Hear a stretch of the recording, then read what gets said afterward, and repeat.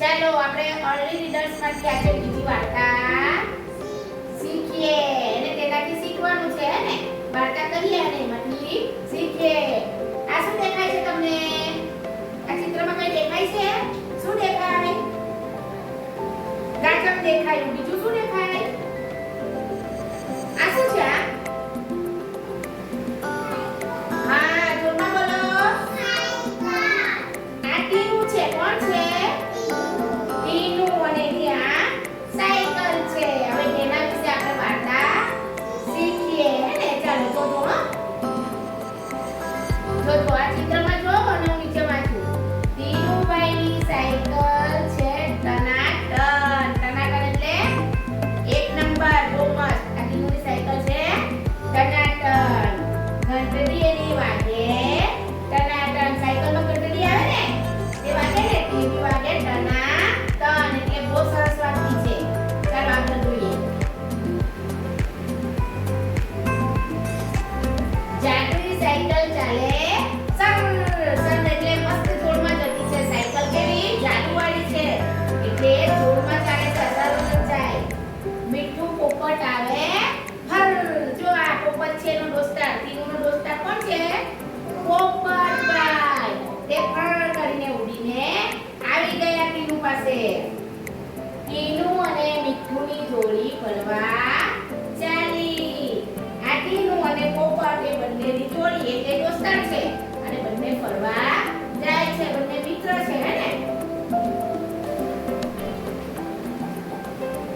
ટીનુભાઈ ગાજર ખાય પટ.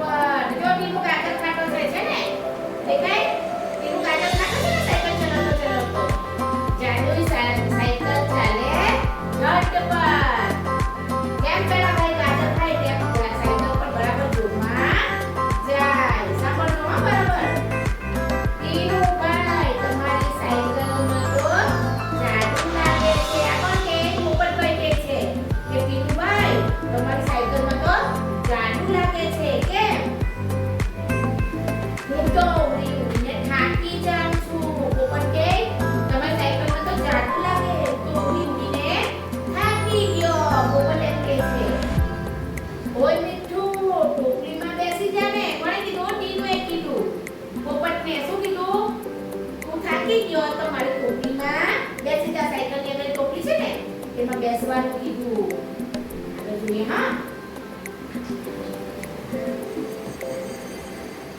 જો પોપટભાઈ બેસી ગયા ને ટોપલીમાં એટલે ટીનુ જામફળ ખાય પટ. જામફળ એટલે આપણે જમરૂક કહીએ હે ને. આપણે બાંડામાં જમરૂકી છે ને તેના જમરૂકને જામફળ કહેવાય હે ને. જામફળ ખાય પટ. જો ટીનુ ખાય છે ને જો હે ને. મીઠું જામફળ ખાય કટ. જો આ પોપટભાઈ બી ખાય છે હે ને. કટ કરીને ખાય છે. જાદુઈ સાયકલ ચાલે ઝટ.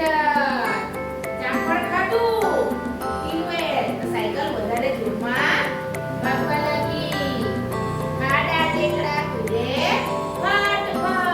ખાડા ટેકરા બી ફટાફટ ઉડી જાય હે ને.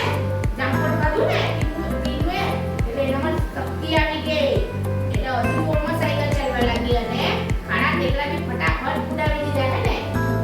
દરરોજ જાદુઈ સાયકલમાં ફરવાની કેવી મજા. ટીનુ તો બહુ મજા આવે સાયકલ લઈને ફરવાની હે ને. ચાલો આગળ જોઈએ.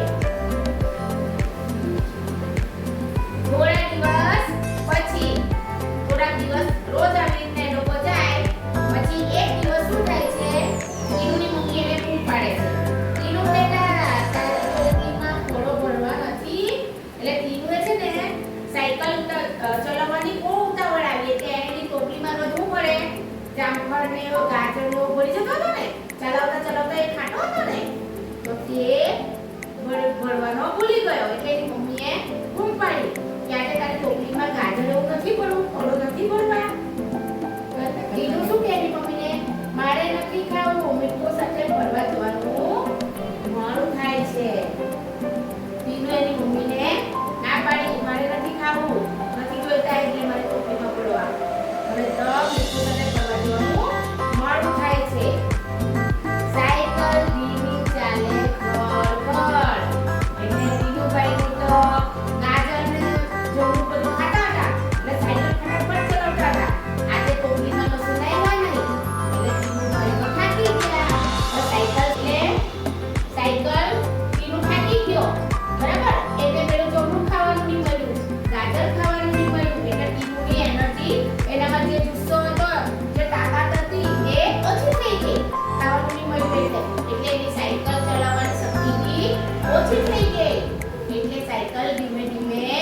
ચાલવા લાગી.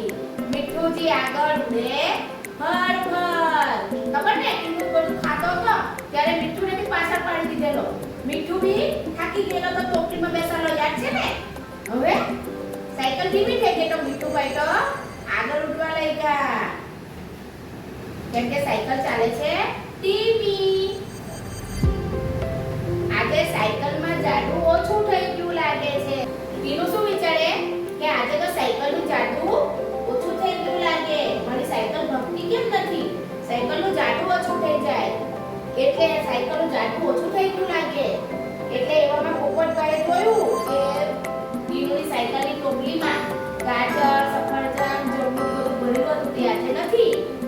એને કીધું મીઠુભાઈએ કે ટીનુભાઈ આજે તમારી ટોપલી ખાલી કેમ છે?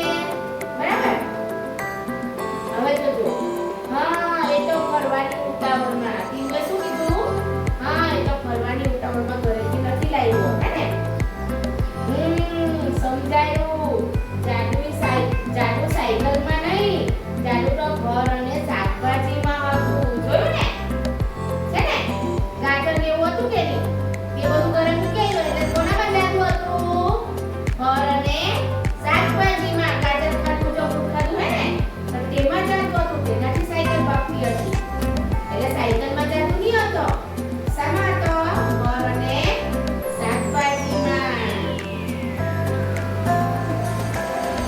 પછી દરરોજ ટીનું ફળ ખાય પટ એટલે ટીનું પાછો રોજ ફળ ખાવા માંડ્યો. મીઠુંની શાકભાજી ખાય ગટ એટલે એની સાથે પોપટને બી ખાવા મળી ગયું. અને જાદુઈ સાયકલ ચાલે ઝટ